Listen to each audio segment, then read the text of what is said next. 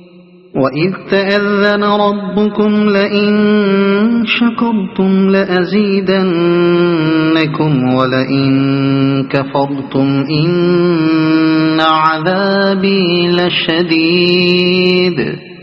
اور یاد رکھو تمہارے رب نے خبردار کر دیا تھا کہ اگر شکر گزار بنو گے تو میں تم کو اور زیادہ نوازوں گا، اور اگر کفران نعمت کرو گے تو میری سزا بہت سخت ہے۔ اگر شکر گزار بنو گے یعنی اگر ہماری نعمتوں کا حق پہچان کر ان کا صحیح استعمال کرو گے اور ہمارے احکام کے مقابلے میں سرکشی و استکبار نہ برتو گے اور ہمارا احسان مان کر ہمارے مطیع فرمان بنے رہو گے تو میری سزا بہت سخت ہے۔ اس مضمون کی تقریر بائبل کی کتاب استثناء میں بڑی شرح و بسط کے ساتھ نقل کی گئی ہے۔ اس تقریر میں حضرت موسیٰ علیہ السلام اپنی وفات سے چند روز پہلے بنی اسرائیل کو ان کی تاریخ کے سارے اہم واقعات یاد دلاتے ہیں، پھر تورات کے ان تمام احکام کو دہراتے ہیں جو اللہ تعالیٰ نے ان کے ذریعے سے بنی اسرائیل کو بھیجے تھے، پھر ایک طویل خطبہ دیتے ہیں جس میں بتاتے ہیں کہ اگر انہوں نے اپنے رب کی فرما برداری کی تو کیسے کیسے انعامات سے نوازے جائیں گے، اور اگر نافرمانی کی روش اختیار کی تو اس کی کیسی سخت سزا دی جائے گی۔ یہ خطبہ کتاب استثناء کے ابواب نمبر 4، 6، 8، 10، 11 اور 28 تا 30 میں پھیلا ہوا ہے، اور اس کے بعض مقامات کمال درجہ مؤثر و عبرت انگیز ہیں۔ مثال کے طور پر اس کے چند فقرے ہم یہاں نقل کرتے ہیں جن سے پورے خطبے کا اندازہ ہو سکتا ہے۔ سن اے اسرائیل، خداوند ہمارا خدا ایک ہی خداوند ہے، تو اپنے سارے دل اور اپنی ساری جان اور اپنی ساری طاقت سے خداوند اپنے خدا کے ساتھ محبت رکھ، اور یہ باتیں جن کا حکم آج میں تجھے دیتا ہوں تیرے دل پر نقش رہیں، اور تو ان کو اپنی اولاد کے ذہن نشین کرنا، اور گھر بیٹھے اور راہ چلتے اور لیٹتے اور اٹھتے ان کا ذکر کرنا۔ باب 6 آیات 4 اور 7۔ پس اے اسرائیل، خداوند تیرا خدا تجھ سے اس کے سوا اور کیا چاہتا ہے کہ تو خداوند اپنے خدا کا خوف مانے اور اس کی سب راہوں پر چلے اور اس سے محبت رکھے، اور اپنے سارے دل اور ساری جان سے خداوند اپنے خدا کی بندگی کرے، اور خداوند کے جو احکام اور آئین میں تجھ کو آج بتاتا ہوں ان پر عمل کرے تاکہ تیری خیر ہو۔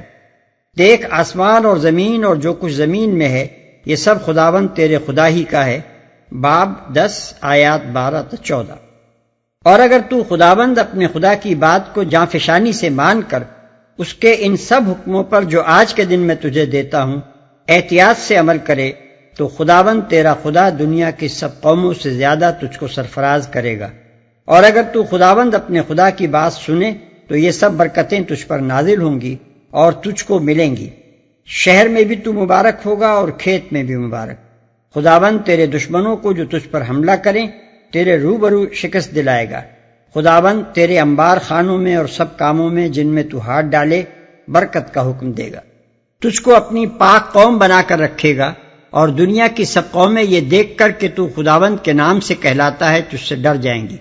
تو بہت سی قوموں کو قرض دے گا پر خود قرض نہیں لے گا، اور خداوند تجھ کو دم نہیں بلکہ سر ٹھہرائے گا، اور تو پشت نہیں بلکہ سرفراز ہی رہے گا۔ باب 28 آیات 1-13۔ لیکن اگر تو ایسا نہ کرے کہ خداوند اپنے خدا کی بات سن کر اس کے سب احکام اور آئین پر جو آج کے دن میں تجھ کو دیتا ہوں احتیاط سے عمل کرے تو یہ سب لعنتیں تجھ پر ہوں گی اور تجھ کو لگیں گی، شہر میں بھی تو لعنتی ہوگا اور کھیت میں بھی لعنتی۔ خداوند ان سب کاموں میں جن کو تو ہاتھ لگائے لعنت اور پھٹکار اور اضطراب کو تجھ پر نازل کرے گا۔ وبا تجھ سے لپٹی رہے گی، آسمان جو تیرے سر پر ہے پیتل کا اور زمین جو تیرے نیچے ہے لوہے کی ہو جائے گی۔ خداوند تجھ کو تیرے دشمنوں کے آگے شکست دلائے گا، تو ان کے مقابلے کے لیے تو ایک ہی راستے سے جائے گا مگر ان کے سامنے 7 راستوں سے بھاگے گا۔ عورت سے منگنی تو کرے گا لیکن دوسرا اس سے مباشرت کرے گا۔ تو گھر بنائے گا لیکن اس میں بسنے نہ پائے گا۔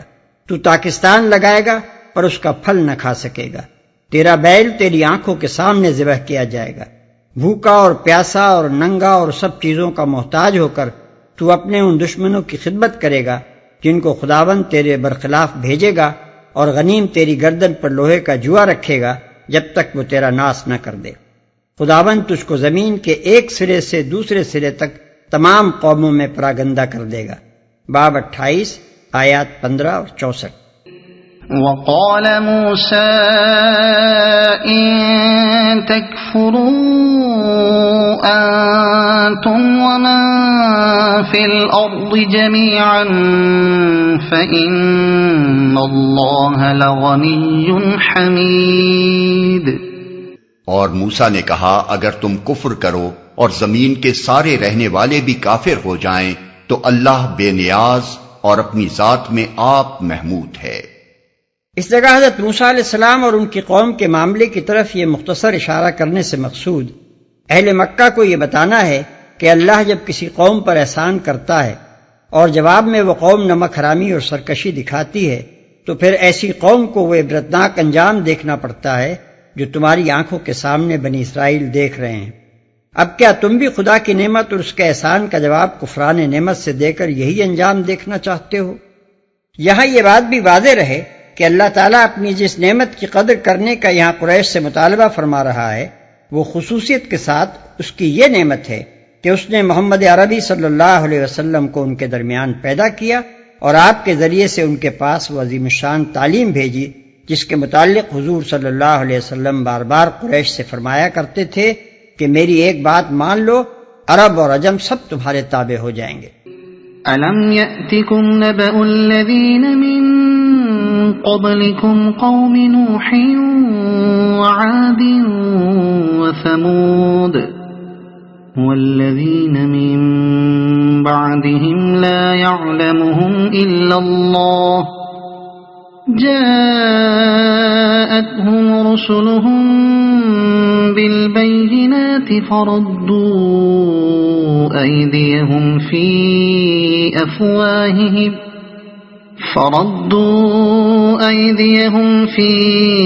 أفواههم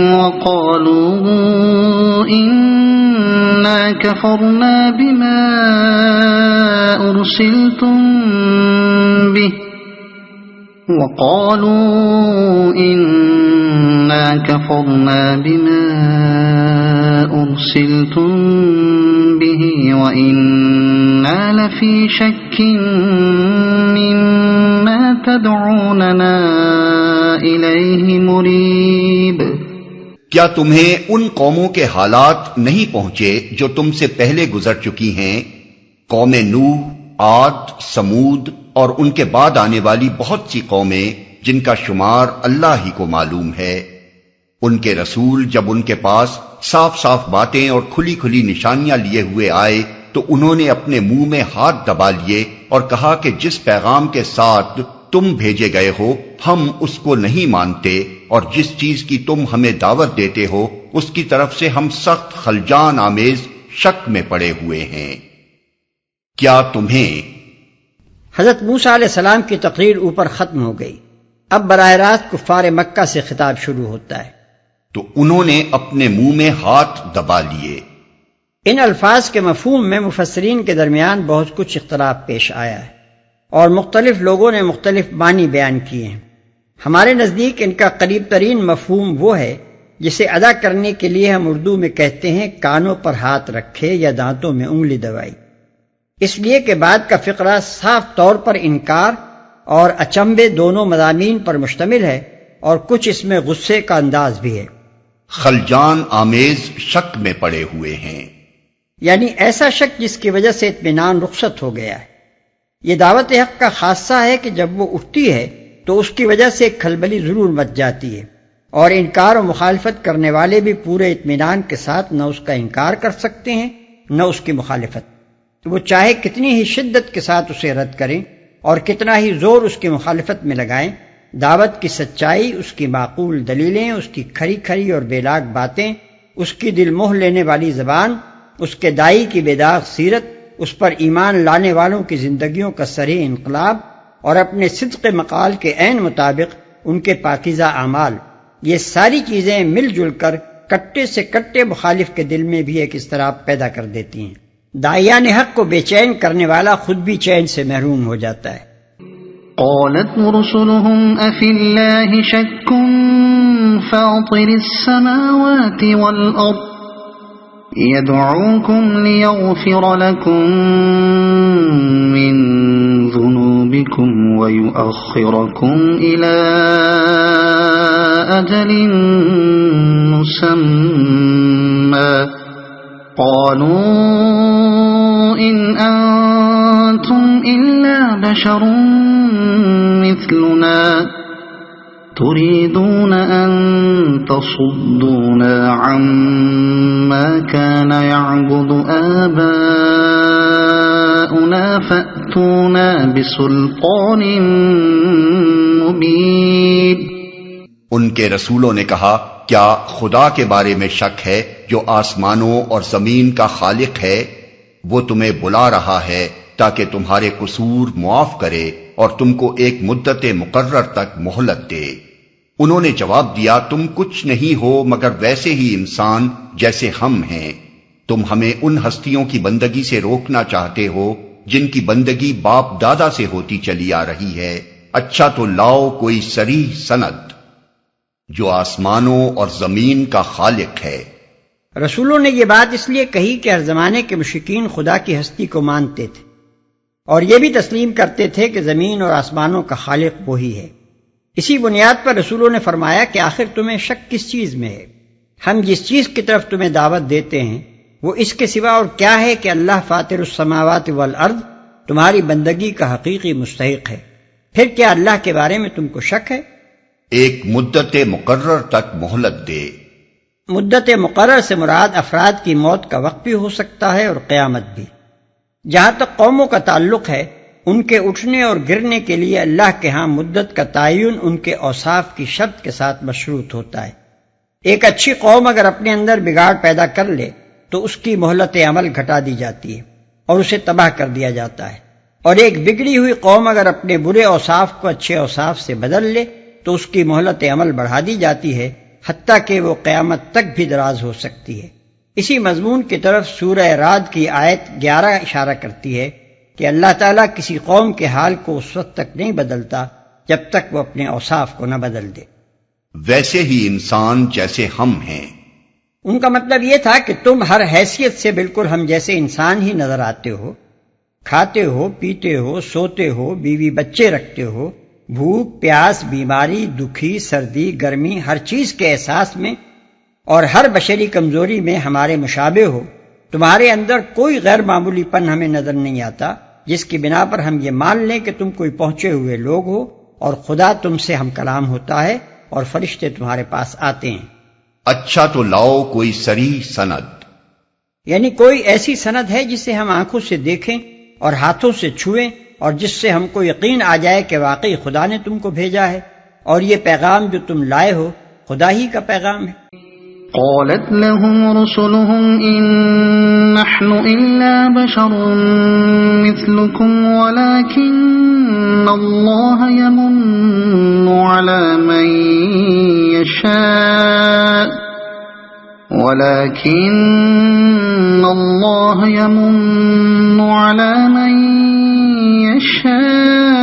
يشاء من عباده وما كان لنا أن نأتيكم بسلطان إلا بإذن الله وعلى الله فليتوكل المؤمنون۔ ان کے رسولوں نے ان سے کہا واقعی ہم کچھ نہیں ہیں مگر تم بھی جیسے انسان، لیکن اللہ اپنے بندوں میں سے جس کو چاہتا ہے نوازتا ہے، اور یہ ہمارے اختیار میں نہیں ہے کہ تمہیں کوئی سند لا دیں۔ سند تو اللہ ہی کے اذن سے آ سکتی ہے اور اللہ ہی پر اہل ایمان کو بھروسہ کرنا چاہیے، جس کو چاہتا ہے نوازتا ہے۔ یعنی بلا شبہ ہم ہیں تو انسان ہی، مگر اللہ نے تمہارے درمیان ہم کو ہی علم حق اور بصیرت کاملہ عطا کرنے کے لیے منتخب کیا ہے۔ اس میں ہمارے بس کی کوئی بات نہیں، یہ تو اللہ کے اختیارات کا معاملہ ہے۔ وہ اپنے بندوں میں سے جس کو جو کچھ چاہے دے۔ ہم نہ یہ کر سکتے ہیں کہ جو کچھ ہمارے پاس آیا ہے وہ تمہارے پاس بھجوا دیں، اور نہ یہی کر سکتے ہیں کہ جو حقیقتیں ہم پر منکشف ہوئی ہیں ان سے آنکھیں بند کر لیں۔ وما لنا ألا نتوكل على الله وقد هدانا سبلنا ولنصبرن على ما آذيتمونا وعلى الله فليتوكل المتوكلون۔ اور ہم کیوں نہ اللہ پر بھروسہ کریں جبکہ ہماری زندگی کی راہوں میں اس نے ہماری رہنمائی کی ہے۔ جو اذیتیں تم لوگ ہمیں دے رہے ہو ان پر ہم صبر کریں گے، اور بھروسہ کرنے والوں کا بھروسہ اللہ ہی پر ہونا چاہیے۔